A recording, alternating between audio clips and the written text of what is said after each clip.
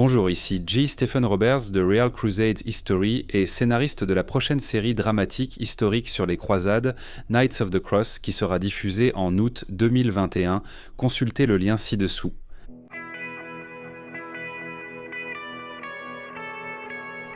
Aujourd'hui, j'ai reçu une excellente question d'Ashley, l'un de mes soutiens sur Patreon. Elle était vraiment intéressante et intelligente. J'espère que cela ne te dérange pas, Ashley. J'ai un peu raccourci ta question juste par souci de temps. Voici la question d'Ashley. J'ai l'impression qu'il y a une spiritualité associée aux croisades, dont on parle rarement. Cela a sûrement été une forte motivation pour de nombreux chevaliers. Pouvez-vous expliquer quelles idées spirituelles étaient importantes pour un croisé moyen ? Merci pour votre travail sur la chaîne. Merci Ashley pour la question. Oui, je pense que vous touchez à un aspect important des croisades. On peut dire que le vœu de partir en croisade, c'était avant tout le vœu d'un pèlerin. Donc prendre ce serment spirituel solennel de s'engager dans un pèlerinage vers un lieu saint. Mais en plus, on peut comparer ce vœu à un vœu religieux. Donc comme le vœu d'un moine, le vœu d'une nonne, quelqu'un qui prenait un vœu pour consacrer sa vie. Vous savez, leurs efforts, leur énergie, tout leur être à Dieu, à la prière, au service de la communauté chrétienne et de l'Église chrétienne. C'est exactement ce que vivait un croisé.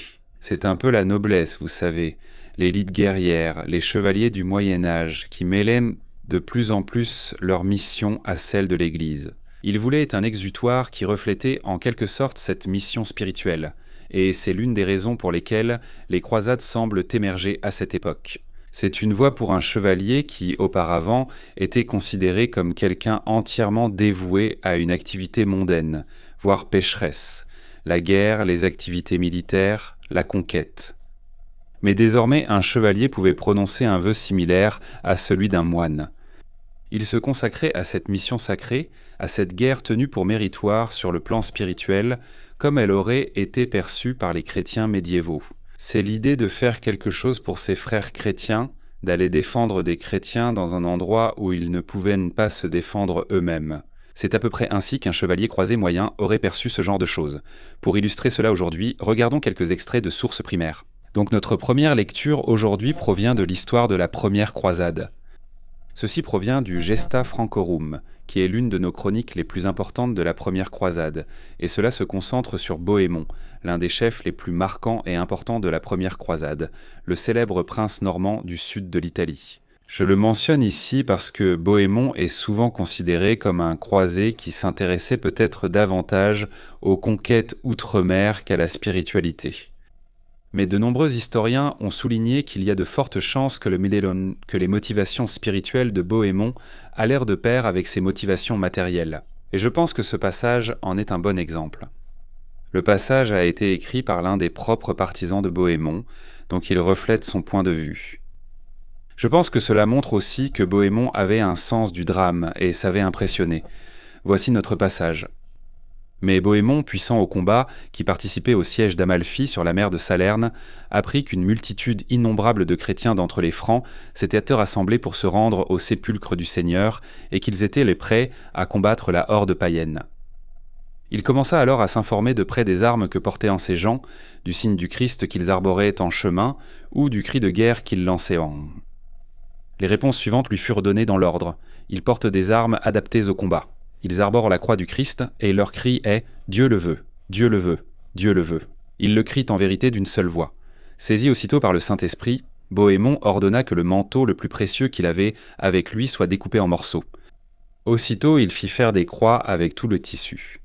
Aussitôt, la plupart des chevaliers engagés dans ce siège se précipitèrent vers lui, si bien que le comte Roger resta presque seul. J'aime beaucoup ce passage. Il date du tout début de l'histoire des croisades. Cela nous montre en quelque sorte comment cette idée était en train de se développer. On retrouve à la fois la ferveur religieuse et aussi cette dimension martiale, vous savez, cette robustesse des chevaliers et des guerriers.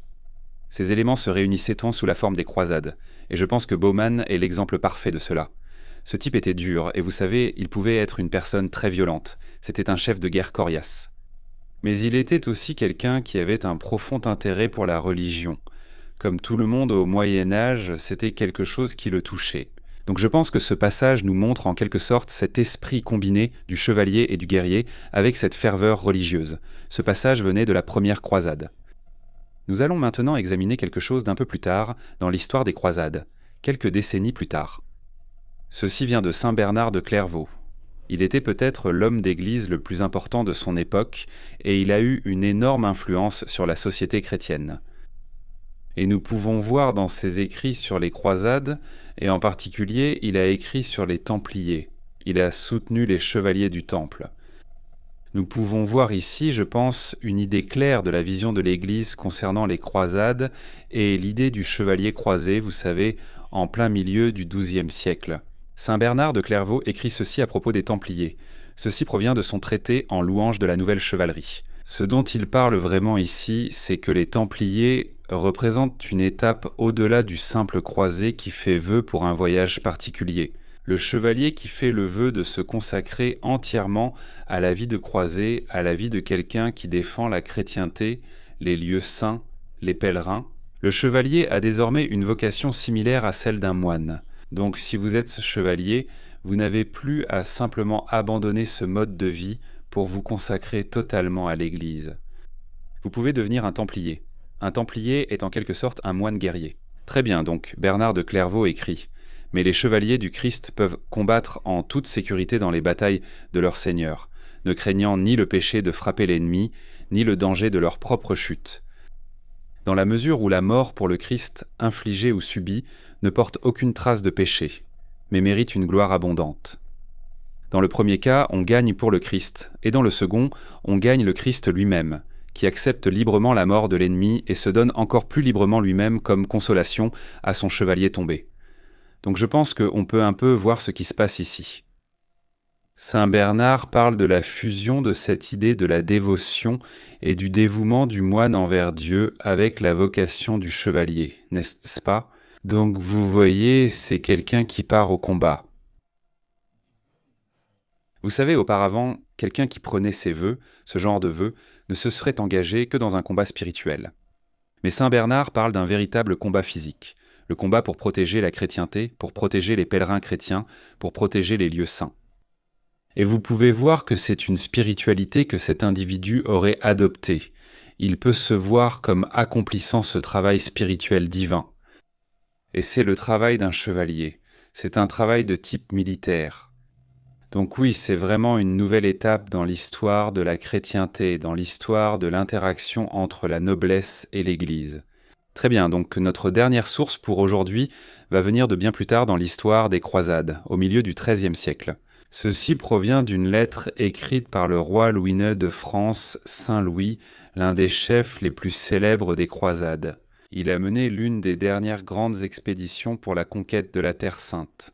Il est intéressant de jeter un œil à ce passage de Louis, justement parce que, encore une fois, on est ici bien plus tard. Et nous voyons maintenant un roi chrétien très pieux, dont toute la vision du monde a été profondément façonnée par cette époque des croisades.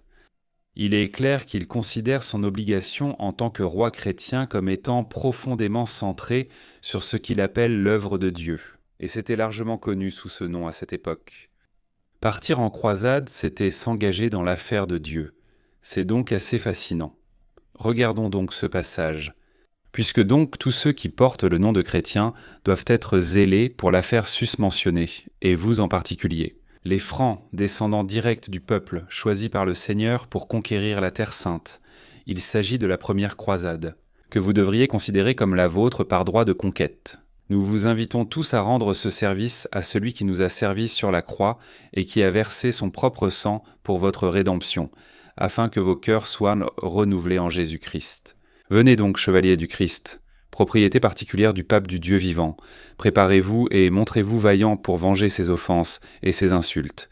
Il y a donc beaucoup de choses intéressantes ici. Tout d'abord, nous héritons de ce profond héritage des croisades, car à l'époque de Louis IX, de nombreuses générations de croisés ont combattu en Terre Sainte. Louis fait référence à la première croisade, qui remonte à la fin du XIe siècle. C'est bien plus tard que Louis écrit cela, mais il fait référence à ce grand événement et à cette conquête initiale de Jérusalem. Vous savez, en 1099, cela a eu un long écho à travers l'histoire qui a vraiment résonné chez un roi comme Saint Louis. Vous savez, il pensait que c'était, et il dit dans cette lettre que c'est vraiment le devoir des... Vous savez, il dit les Francs, il parle essentiellement des Français. Il est le roi de France. Il est le roi de France. Il a hérité de ce devoir. C'est quelque chose que ses ancêtres ont fait. Et tous les chrétiens de France, les chevaliers chrétiens de France, et en réalité, vous savez, le monde chrétien au sens large devrait être engagé dans cette affaire, selon Louis. Donc, nous pouvons voir ici, tout est là. De son sens du devoir en tant que roi, de son sentiment spirituel, vous savez, religieux, et de son sens de la vaillance. Vous savez, cette vertu militaire, cette idée que, vous savez, c'est un roi guerrier, c'est un chef d'armée. C'est le devoir des guerriers chrétiens. J'espère donc que vous avez trouvé ces 3 sources intéressantes. Je pense que, pour résumer, quand on réfléchit à la spiritualité de la croisade telle qu'elle aurait été perçue au Moyen-Âge central, c'était vraiment cette idée influencée par les vœux et le dévouement d'un moine. Cette idée de consacrer toutes ses énergies, tout son être, et de les investir dans la quête de Dieu. C'était comme cela à bien des égards, sauf que cela concernait un homme de la classe militaire, un chevalier, un guerrier. Donc, juste un dernier mot ici. Je réalise une série dramatique historique en prise de vue réelle sur les croisades, comme certains le savent déjà. Je travaille avec un réalisateur nommé Austin Kelly. Il a une expérience incroyable à son actif et ensemble nous allons créer quelque chose de génial. Nous avons cette passion de réaliser une vision historiquement précise des croisades. Donc, Knights of the Cross, la série, sera disponible exclusivement sur christianchannel.com. Austin et moi lançons un financement participatif pour ce projet, nous avons donc besoin de votre soutien. Et la façon dont vous pouvez soutenir le projet, c'est en vous abonnant à christianchannel.com. En utilisant le code PROMONIGHTS, vous obtenez 10% de réduction sur votre abonnement et soutenez directement notre projet. Donc si vous croyez en ce projet, et je sais que beaucoup d'entre vous y croient, s'il vous plaît soutenez-nous. Encore une fois, le code promo est NIGHTS. Inscrivez-vous et soutenez le projet Knights of the Cross.